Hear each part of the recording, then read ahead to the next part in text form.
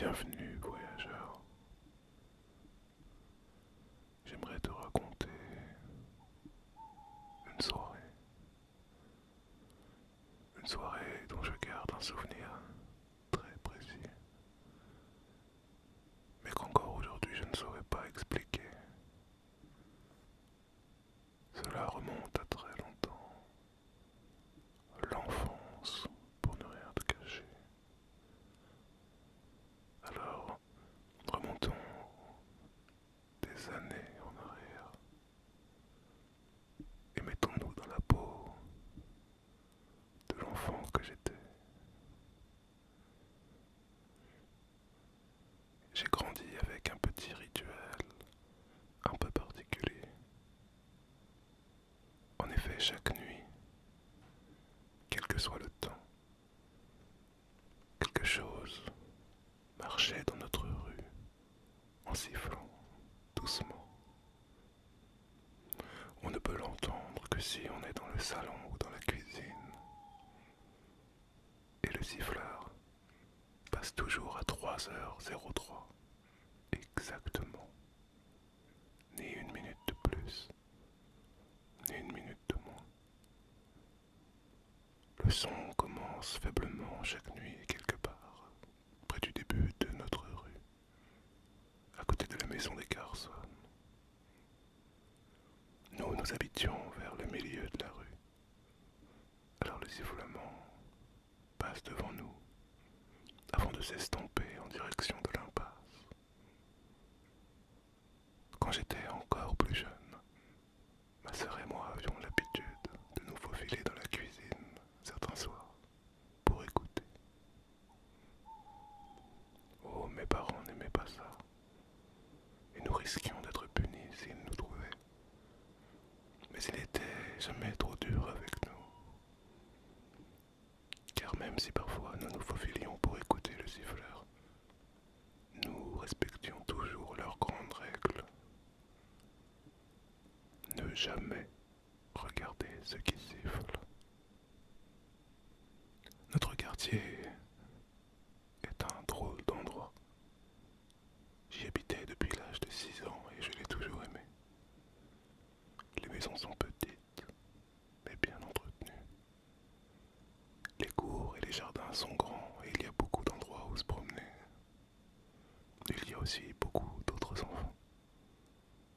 Alors je m'y suis toujours senti bien. Nous avons grandi et nous jouions toujours dans l'impasse de notre rue. C'était vraiment un endroit où il faisait bon de grandir. Je suis assez vieux maintenant pour le savoir. Il n'y avait vraiment que deux choses étranges dans toute notre petite vie. Le sifflement nocturne et la chance. Le sifflement ne m'a jamais vraiment dérangé, comme je te l'ai dit. Je ne l'entendais même pas depuis ma chambre. Mais mes parents n'osaient pas en parler. Enfin, il est plus exact de dire qu'ils n'aimaient pas en parler. Alors j'ai arrêté de poser des questions et j'ai accepté que cela faisait simplement partie de notre quotidien. Mon père était un homme grand, costaud et calme. Sa famille, mes grands-parents, viennent des îles. C'est comme ça qu'ils appellent ça, les îles. Mais j'ai toujours connu mon père avec ce calme. Je ne sais pas si c'est parce qu'il venait de loin, mais il avait l'expérience nécessaire à garder son sang-froid. Le seul moment vraiment où je l'ai vu se départir de son calme, c'est quand le siffleur arrivait.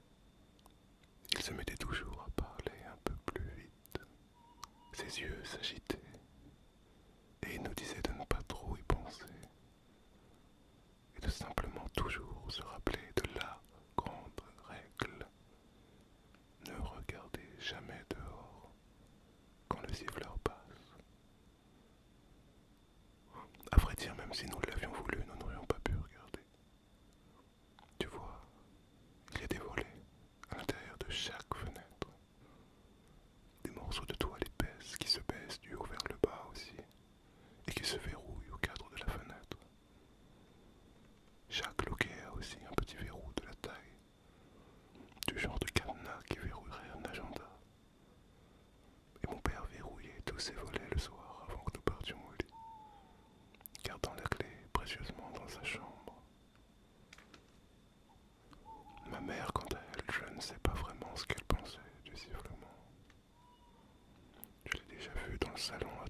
zéro droit.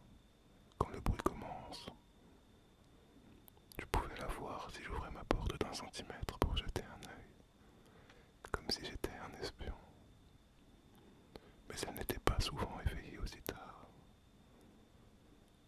Mis à part 1 ou 2 fois par mois, et je crois qu'elle s'asseyait parfois juste sur notre grand canapé pour écouter. Curieuse mais sans réaction vraiment. Le siffleur a continué à chanter le même air tous les soirs. Un air presque joyeux. Tu te souviens quand j'ai dit qu'il y avait 2 choses bizarres dans mon quartier? Eh bien c'est vrai qu'à part le siffleur nocturne qu'il nous était interdit de regarder, tout le monde dans mon quartier d'enfance a vraiment de la chance. C'est difficile à expliquer et mon père n'en parlait jamais vraiment non plus. Mais il semblait que de bonnes choses arrivent toujours aux gens d'ici.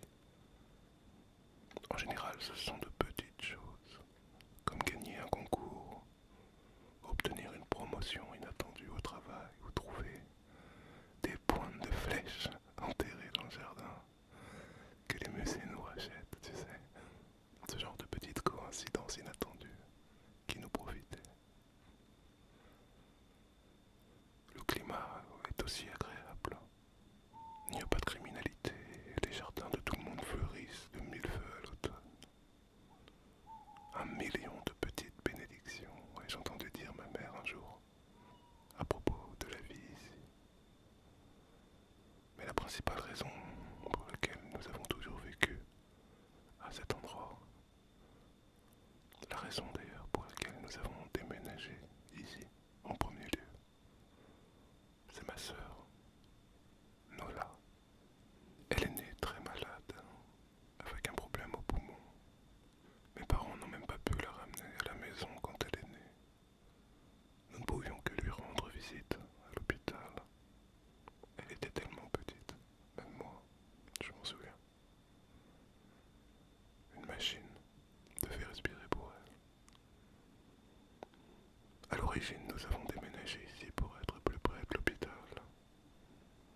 Et dès que nous avons emménagé ici, Nola a commencé à se sentir mieux. Et les médecins n'arrivaient pas à comprendre. Ils mettaient ça sur le compte de ce qu'ils faisaient, mais nous pouvions tous voir qu'ils étaient confus. Mais c'était comme si mes parents savaient, comme si moi-même je savais, que l'amélioration de l'état de santé de Nola n'était qu'une autre des millions de petites bénédictions que nous recevions en vivant dans notre quartier. Alors c'est pour ça que nous sommes restés, même après avoir découvert que pour chaque petit miracle qui se produisait ici chaque jour, de temps en temps, des choses mauvaises arrivaient. Mais elles n'arrivaient qu'aux gens qui cherchaient le siffleur. Tu vois, notre quartier avait toujours eu un comité d'accueil.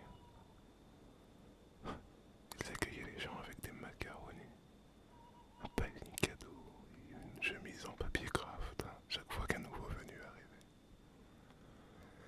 Ils ont toujours été très amicaux. Et évidemment, quand nous sommes arrivés, 4 personnes sont venues. Le comité a discuté un peu, m'a donné quelques bonbons, et ils se sont même tous relayés pour tenir Nola dans leurs bras. C'était sa première semaine hors de l'hôpital, alors ils ont été très prudents. Ensuite, le comité a commencé à demander à mes parents pour parler en privé. Alors j'avais été renvoyé dans ma chambre à l'époque, mais j'ai quand même réussi à entendre ce qu'ils disaient, du moins une partie. Le comité d'accueil a expliqué à mes parents à quel point le quartier était agréable, vraiment exceptionnel.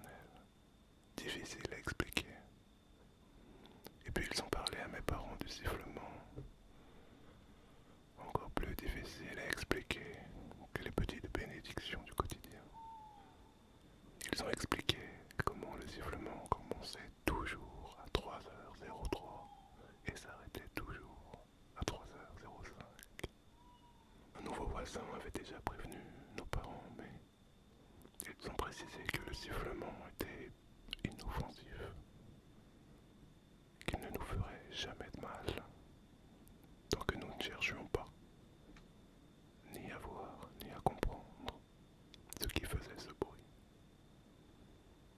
Ils ont insisté sur cette partie, et j'ai tendu l'oreille en m'efforçant d'entendre encore davantage.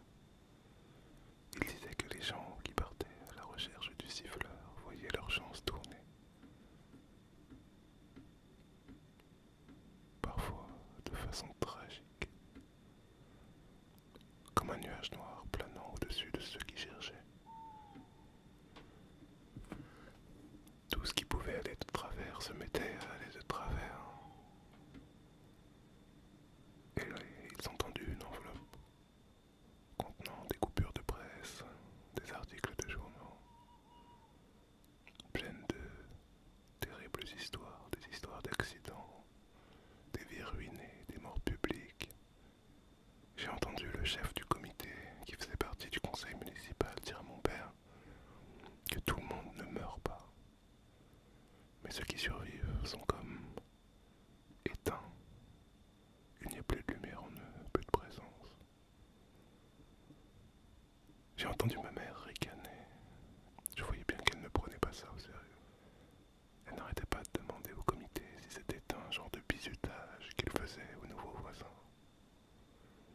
Et elle s'est même mise en colère, accusant le comité d'essayer de nous faire peur et de nous faire fuir de notre nouvelle maison. Elle leur a demandé s'ils étaient racistes, parce que comme je te l'ai dit, mon père venait des îles. Mais mon père l'a calmé.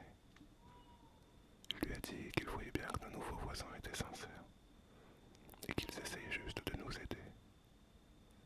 Mon père a toujours bien senti ces choses-là. Après le départ du comité, mon père est allé à la quincaillerie. Il a acheté les stores, les loquets, les serrures et les a installés sur toutes les fenêtres de la maison.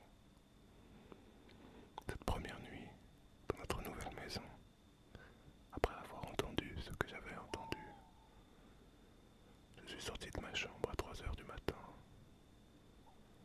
J'ai alors trouvé mon père éveillé, assis sur le canapé du salon, tenant ma petite sœur dans les bras. Mon père a levé son doigt dans un mouvement pour me faire chut, mais il a tapoté le canapé à côté de lui. Je me suis assis et nous avons attendu. À 3h03 exactement, nous avons entendu le sifflement. Tout s'est produit exactement comme nos voisins l'avaient prévu. Le sifflement a commencé au début de notre allée et a continué sa route le long de la rue jusqu'à s'éteindre dans l'impasse. Le sifflement est revenu chaque nuit et nous avons fini par nous y habituer. À ça et aux millions de petites bénédictions qui entouraient la vie du quartier.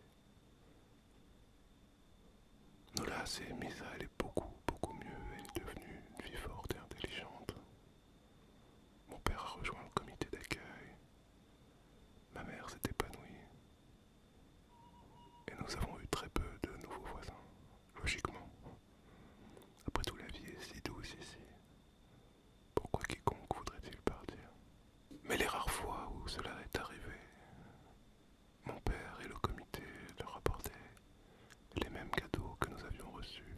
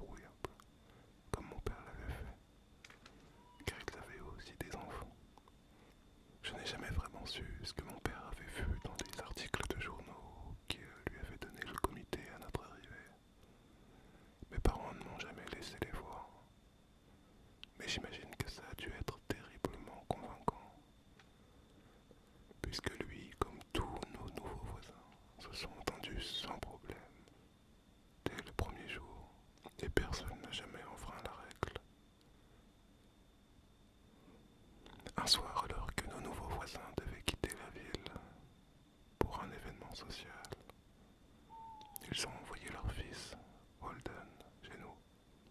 Il avait 12 ans et il avait donc un an de moins que moi. Je ne le connaissais pas très bien, mais dès que ses parents l'ont déposé après le dîner, j'ai su que quelque chose pouvait mal tourner. Il n'arrêtait pas de me demander: est-ce que tu es au courant de ce qui siffle tous les soirs? Est-ce que tu sais ce que c'est? Il attendait toujours que les adultes soient partis de la pièce, mais ses questions étaient incessantes. Nous étions tous les trois assis dans le bureau avec ma sœur. Nous regardions un film. Et toujours, ma sœur et moi, nous échangions un regard quand il posait ses questions. On ne parle pas de ça, je lui disais, sans cesse. Et Holden disait: je pense que c'est ce type bizarre qui vit dans une grande maison au coin de la rue. J'en suis sûr. Ma sœur lui a dit qu'il racontait n'importe quoi, que Monsieur Dolez, qui vivait au coin de la rue, était très gentil. Et Holden disait avec son air arrogant: ça doit être un tueur psychopathe, ils ont tous l'air gentils. Et ça a énervé ma sœur. Alors j'ai répété qu'on n'en parlait pas, que le sujet de l'ombre était un sujet qu'on voulait éviter, que tout ce qu'on avait à faire, c'est de ne pas le regarder, c'était de l'ignorer. Alors j'ai proposé qu'on monte dans ma chambre et qu'on joue à la console. On a passé les heures suivantes à jouer, à manger, à grignoter et à regarder des films. Vraiment une soirée d'adolescent typique. Mais je voyais que plus la nuit passait, plus Holden commençait à s'impatienter.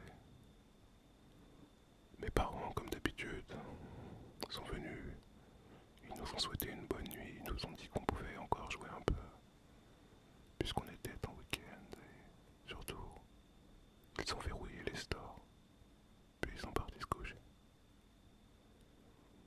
Holden s'est levé à la seconde où ils sont partis se coucher, et il s'est dirigé vers nous. Il m'a fixé d'un air un peu bizarre, et m'a redemandé: mais t'es sûr que t'as jamais essayé de regarder? Il est presque temps, le siffleur va arriver. Qu'est-ce que ça nous coûterait d'essayer? J'ai regardé la montre et il avait raison. Il était presque 3 heures du matin. J'ai soupiré avant même que je puisse répondre. Il m'a dit: tu vois, je le ferai bien tout seul, mais je ne peux même pas essayer, parce que mon père verrouille tout et il cache la clé. Alors j'ai besoin de toi, c'est ce soir ou rien. Chez moi, je ne pourrai pas. Ma sœur lui a dit qu'il était stupide, parce que notre père aussi cachait la clé. Et Holden a répondu d'un air un peu bizarre: non, non, il ne le fait pas. Alors je lui ai dit d'arrêter de faire l'idiot, puisqu'il l'avait vu le faire quelques minutes plus tôt. Et Holden a souri, bizarrement. Il nous a répondu, à ma sœur et à moi, que notre père fermait les stores, oui, mais il ne cachait pas la clé. Il a dit qu'il la gardait sur le porte-clés habituel et qu'il l'avait vue posée là en allant aux toilettes. Et alors, je lui ai demandé, inquiet, parce que c'est vrai que notre père ne prenait plus la peine de cacher les clés après toutes ces années. Il savait qu'on prenait ça au sérieux et il nous faisait confiance. Alors Holden a dit, et alors quoi? En allant aux toilettes, quand j'ai vu que la clé était là, je l'ai peut-être empruntée. Nola et moi l'avons regardé, vraiment sous le choc, et plus nous le fixions, plus son sourire s'élargissait. Il était 3h02. Je lui ai dit de me montrer la clé, mais il a dit non. Si tu ne me fais pas confiance, tu n'as qu'à aller voir toi-même sur le porte-clés, à côté de la chambre de tes parents. Mais si tu me fais confiance, je te le dis, J'ai la clé. Holden était plus jeune mais plus costaud que moi. Je ne savais pas s'il me faisait marcher, mais je devais savoir s'il avait la clé, oui ou non. Alors je leur ai dit de ne pas bouger, ni lui ni ma sœur. Je les ai regardés et je leur ai vraiment dit ne bougez pas d'un poil. Je me suis précipité vers la chambre de mes parents, mais j'étais un peu hésitant. Si Holden ne montait pas, mon père serait très en colère. Plus que de la colère même. Et j'avais peur d'y penser. Mais j'avais encore plus peur d'une fenêtre ouverte avec le siffleur dans ma rue. Alors j'ai avancé dans le couloir. Je suis arrivé devant la porte de mes parents, à pas de loup, et j'ai regardé le porte-clés. Je me suis figé quand je suis arrivé à portée de vue du porte-clés et que j'allais tâtonner dans le noir pour voir si la clé y était ou pas. Le sifflement a commencé et je l'ai clairement entendu. Depuis la chambre de mes parents, je ne m'en étais jamais rendu compte, mais ils devaient l'entendre toutes les nuits. Ils ne nous ont jamais dit qu'ils l'entendaient à ce point. Une chose est sûre, si ça avait été moi, je n'aurais pas pu dormir. Alors je suis resté là, à écouter le sifflement se rapprocher, en hésitant à allumer la lumière pour regarder plus vite si la clé y était, voire même à appeler mon père. Alors j'ai entendu autre chose qui m'a glacé le sang. Des bruits qui ne provenaient plus de ma chambre mais du salon. Nola, Nola, criai-je en chuchotant et en me dirigeant vers le bruit. Et en arrivant dans le salon, j'ai vu Holden et Nola qui se tenaient près de la porte d'entrée, à côté de la fenêtre. Je n'avais pas pu allumer la lumière en haut ni vérifier si la clé y était, mais j'ai vu tout de suite qu'Holden ne mentait pas. Je l'ai vu tâtonner dans la serrure d'un des stores. J'ai même entendu un clic. Il avait la clé, ça ne faisait plus aucun doute. Holden a émis un petit ricanement, et Nola à côté de lui était complètement recroquevillée, effrayée, mais avec un air curieux. Et le sifflement est arrivé, juste devant notre maison. Je crois que j'ai essayé d'émettre un son, peut-être de crier, je m'en souviens plus. Mais le temps semblait figé. Les aiguilles de l'horloge comme clouées au cadran. Mais autant je n'ai pas réussi à crier, autant j'ai bougé vite. J'étais rapide. J'ai réussi à me jeter sur Nola, mes yeux fixés sur elle. Mais j'ai entendu Holden à côté, qui baissait complètement le store, même si je ne pouvais pas le regarder, en courant vers Nola. J'ai entendu le claquement du store, qui commençait à se lever,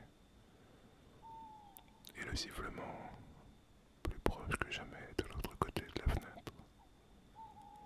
Je me suis jeté sur Nola, je l'ai prise dans mes bras, et je me suis tourné de façon à ce qu'elle ne soit pas face à la fenêtre, en mettant mon corps en opposition et en fermant les yeux. Clac! Le store s'était ouvert, complètement, et le sifflement s'est arrêté. Je sentais Nola trembler dans mes bras. Alors je lui ai chuchoté: ne regarde pas, ne te retourne surtout pas. Fais-moi confiance, ça va aller. Nous étions positionnés de manière à ce qu'elle fasse face au couloir, et moi à la fenêtre. Mais mes yeux sont restés fermés, plus fermés que jamais, et je l'ai senti hocher la tête contre mon épaule. J'ai tendu le bras qui ne tenait plus Lola, et j'ai essayé de toucher Holden. Ma main a effleuré son bras,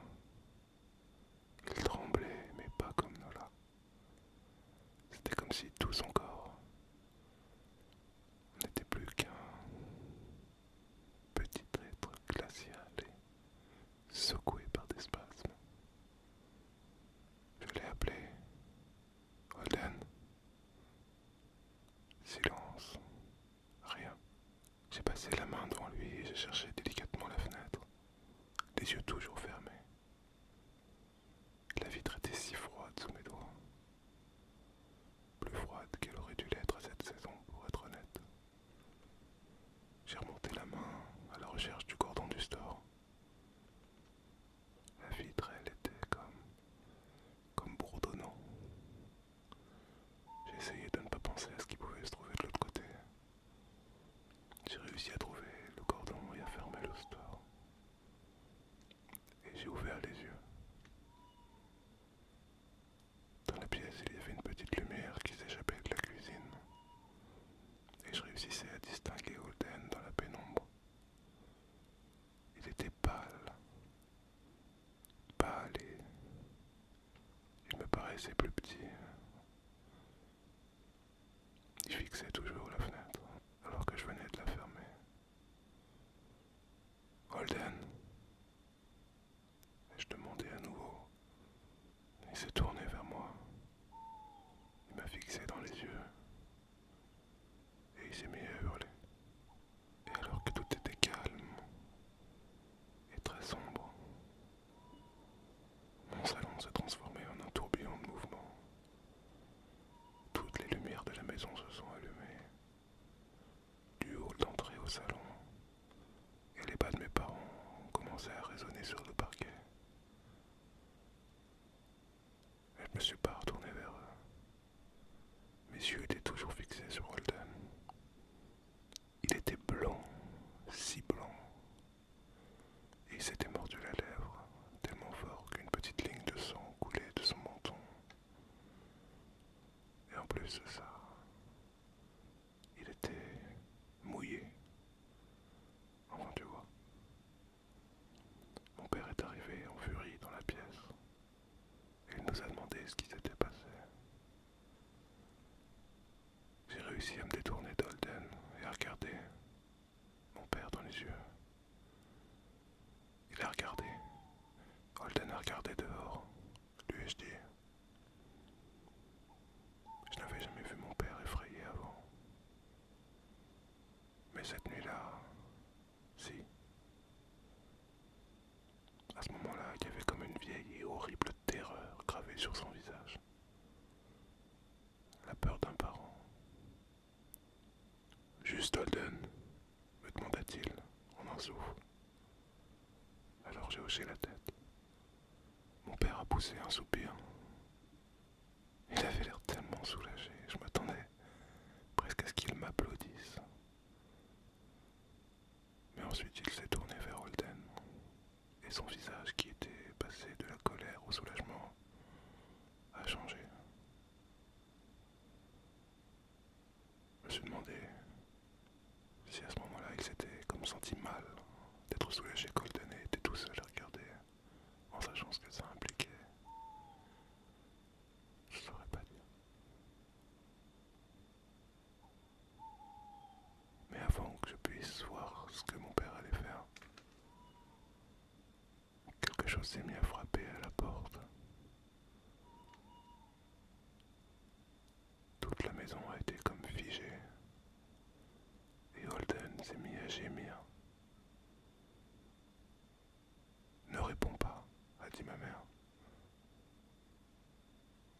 Elle se tenait sur le seuil. J'avais toujours pensé qu'elle était sceptique et qu'elle se contentait de faire plaisir à mon père concernant les fenêtres et le siffleur. Mais ce soir-là, elle y croyait, comme nous tous. Mes parents ont attrapé nos battes de baseball. Et quelque chose s'est mis à frapper à nouveau à la porte.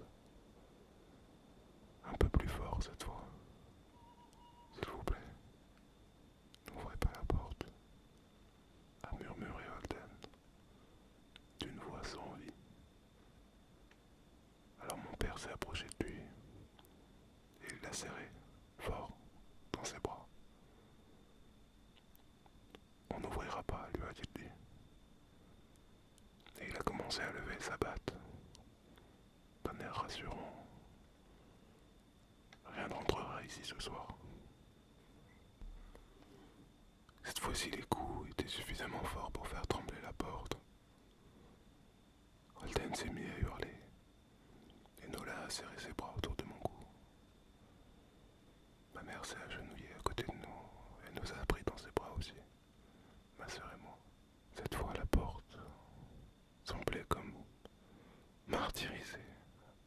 coups sourds. Appelle la police, a chuchoté ma mère à mon père. Et les coups ont alors cessé. Mon père nous a regardés, il a à peine eu le temps d'ouvrir la bouche qu'il a été interrompu.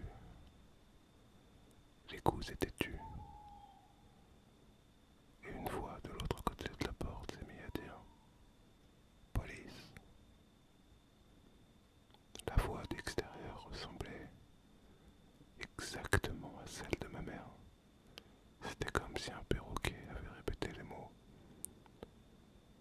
police, appelez la police,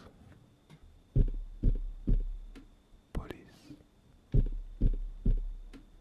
Ma mère s'est mise à nous serrer bien plus fort dans les bras. La police, la police. La voix continuait derrière la porte, à imiter ma mère. Alors j'ai entendu ma mère murmurer s'il te plaît, arrête. Elle était comme complètement terrorisée, comme si ces mots allaient avoir la moindre importance. Mon père, lui, était partagé entre la terreur et la détermination à nous protéger. Il a dit à ma mère qu'il ne pensait pas que les appelés serviraient à grand chose. Comment saurions-nous, après tout, que ce sont eux qui sont derrière la porte, puisque cette chose semblait capable d'imiter la voix. Les coups ont recommencé. La porte a tremblé à nouveau, puis se sont arrêtés. Après un long moment, les coups ont recommencé, mais cette fois ils venaient de la porte arrière. Alors nous nous sommes tous tournés vers la porte arrière. Mais les coups sont immédiatement revenus à la porte d'entrée principale. De l'avant vers l'arrière, de l'arrière vers l'avant. Et ainsi de suite, en un claquement de doigts. Faible puis plus fort et de plus en plus fort. Soudain le bruit s'est mis à venir des deux portes à la fois. Des gros coups, lourds, comme un bélier. Puis les fenêtres se sont mises à trembler. Et les murs. C'était comme si nous vivions à l'intérieur d'un tambour avec une douzaine de personnes, essayant de taper dessus en même temps. Stop! S'est mis à hurler Holden. Et les coups se sont tus. Je ne dirai rien, a-t-il continué en regardant la porte. Je promets que je ne dirai rien à personne de ce que j'ai vu. S'il te plaît, va-t'en. Nous avons attendu 1 minute, puis 2, puis un léger toc toc toc est venu de la fenêtre par laquelle Holden avait regardé. Alors Holden s'est mis à pleurer, à sangloter comme un prisonnier regardant une potence être construite à l'extérieur de sa cellule. Mon père le tenait dans ses bras et il essayait de le rassurer. Mais pas une fois au cours de la soirée, il ne lui avait dit que tout irait bien. Mon père n'était pas un menteur. Les gros coups à la porte se sont arrêtés, mais les petits coups à la fenêtre ont continué pendant tout le reste de la nuit. On est restés blottis, ensemble, dans le salon, pendant des heures. Finalement, après 2-3 heures, ma mère a essayé de nous emmener, nous les enfants, dans ma chambre, pendant que mon père restait pour surveiller la porte. Mais à la seconde où nous sommes entrés dans ma chambre, les coups ont recommencé, si fort qu'il était impossible de les ignorer. J'avais peur que la porte craque et qu'elle laisse entrer la chose. Alors en entendant à nouveau les coups, on s'est précipité pour retourner au salon. Et les coups se sont arrêtés à nouveau. Seuls les petits coups secs à la fenêtre sont restés.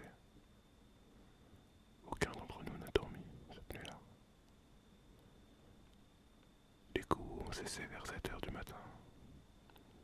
C'était à peu près l'heure à laquelle les premières lueurs du jour se faisaient voir dans le ciel. On a attendu encore 2 heures avant que mon père n'ouvre les stores d'une seule fenêtre. Il nous a tous fait retourner dans la chambre de mes parents. Je l'ai entendu ouvrir la porte. Et puis il nous a appelés. Ok, on est en sécurité, a-t-il dit. Les parents d'Holden sont revenus vers midi. Ma mère et mon père ont accompagné toute cette petite famille jusqu'à leur maison. Ils sont restés à l'intérieur pendant un bon moment, sans doute pour parler. Nola et moi, on a regardé par la fenêtre tout du long. Elle était restée à mes côtés toute la journée, en me tenant parfois la main. Quand mes parents sont revenus, ils avaient l'air sombres, mais ils n'ont pas voulu nous dire ce qu'ils avaient dit à la famille d'Holden. C'était un dimanche, alors on a passé toute la journée ensemble, commandé des pizzas et regardé des films. Cette nuit-là, tout le monde a dormi dans ma chambre. Je crois que personne n'avait envie d'entendre le sifflement. Personne n'a frappé à la porte cette nuit-là, ni à la fenêtre, ni aucune autre nuit depuis d'ailleurs. Nous n'avons pas beaucoup vu Holden ni ses parents pendant le reste de la semaine. Mais le jeudi, un camion de déménagement était dans leur allée. Nola et moi les avons regardés faire leur bagage tout l'après-midi après l'école.